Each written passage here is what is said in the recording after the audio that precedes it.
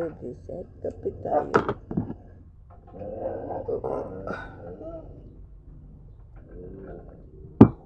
Tinanghali ako mga kadudis ng gising. Dalawang araw kasing may larong basketball, nagtinda kami ng bunso ko kahit sa malamig.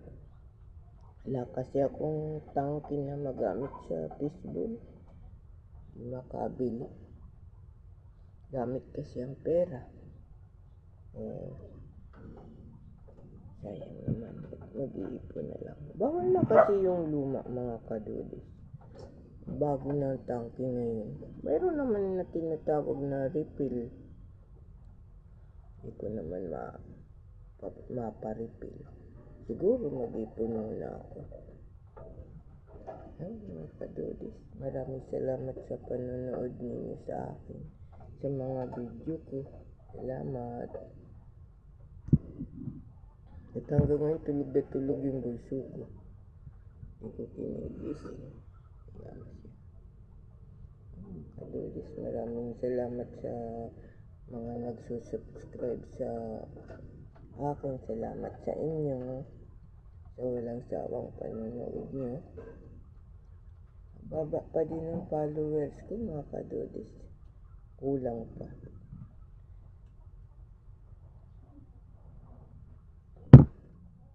Kasi mga kadudis, pangarap ko din na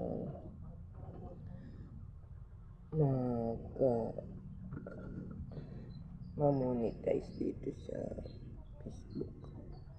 Kasi kahit pa paano, malaking tulong po yun sa amin. Pero kung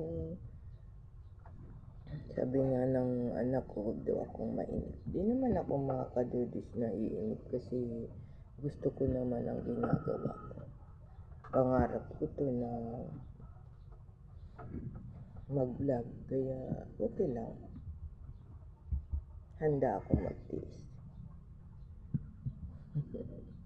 Handa ako maghintay. Kasi sabi nila may kita nga daw dito sa Facebook. Kahit sabihin po natin na masaya tayo sa ginagawa natin, nangangarap pa din po ako na kumita dito.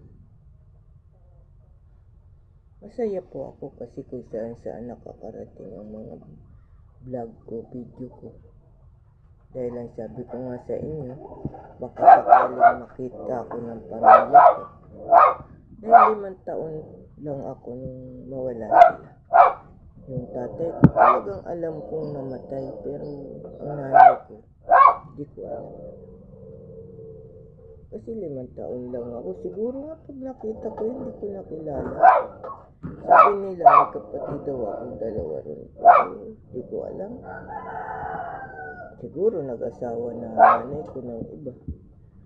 Kaya sana dumating ang araw na makita din niya ako. Dahil sa pangalan at apelyido. Kasi baka di na rin niya ako kilala. May awa ang Panginoon. Kasi pangarap ko din mga kadudis na bago tayo mawala sa mundo, yung taong matagal mo hindi makita, makita ko man lang. Nagtatampo po ako sa nanay ko pero wala tayong magagawa. Hindi niya siguro ako kayang palakihin kaya ibinigay niya ako. Kasi nung mamatay ang tatay ko, ang tanda ko, binigay niya ako sa tiyuhin ko. Kaya kung saan ako napunta. Kaya nung lumaki ako, nakaya ko nang maghanap buhay, na masukan ako sa Maynila kung saan. Kasi may nagdala sa akin dito sa Maynila. Sabi, napakaganda raw ng Maynila. Maganda nga po ang Maynila, pero sa katulad kong bata pa, hindi ko alam. Kaya kung saan po ako napunta. Pero nagpapasalamat ako kasi hindi ako pinabayaan ng Panginoon. Yun naman hanggang ngayon. Kahit anong hirap, nalalampasan ko po. Maraming salamat sa panonood nyo, mga kadudis. umaasa ako sa Panginoon hanggang ngayon na dumating ang araw mahanap din ako ng nanay ko. Kasi napakalawak ng mundo. Baka hindi natin alam ang mga video ko kung saan saan nakakarating. Salamat mga kadudis.